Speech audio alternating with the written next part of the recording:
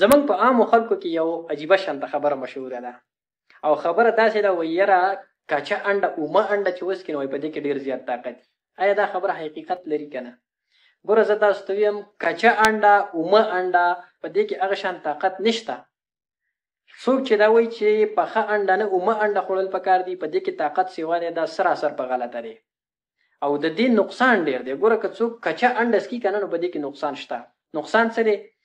سلمونیلا یو بیکټیریا ده او د دې انډې نه چې دا کم شل تیر چاپېره تاو دی د خول په دې کې دننه دغه سلمونیلا بیکټیریا موجود ده او دا هغه بیکټیریا دا کومه بیکټیریا چې دا والیزټ نه دی په دیوال باندې دا کومې چرمخکۍ ګرځي د دې په سکین باندې هم دغه بیکټیریا موجود ده. دغه بیکټیریا چې کله انسان وخوري د خېټې ته لاړ شي نو د انسان خېټه خرابوي الټۍ پې لګوي.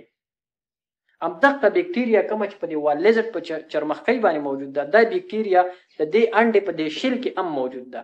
نو که کوم انسان اومه انډه څکي او دغه دا سوچ چې دا ماته ډېر طاقت راکوي نو دی په غلطه باندې دی دغه سلمونیلا بیکټیریا هم خوري تیری نو بیا د دې د وجې نه د انسان خېټه خرابېدلی شي په انسان باندې الټۍ لګېدلی شي. نو په ساده انډه کې په اومه انډه کې هغه شان طاقت نشته کوم چې په پخه انډه کې دی. بله یو خبره درته وکړم که اومه انډه یو انسان وڅکي نو دته 50% پروټین د دې ناصیدېږي خو که چېرته یو انسان دی د انډې په حق لیدل او بیا یې وخوړله نو دې انسان ته بیا 100% پروټین د دې انډې نه میلاویږي. نو اومه انډه خوراک چې دی دا نقصاني دي. کوشش کول لا پکار دی چې انډه تاسو اول په حق بیا یې وخورئ نو دا به تاسو ته ډېر زیات طاقت درکړي د دې نه به تاسو ته پروټین میلاو شي.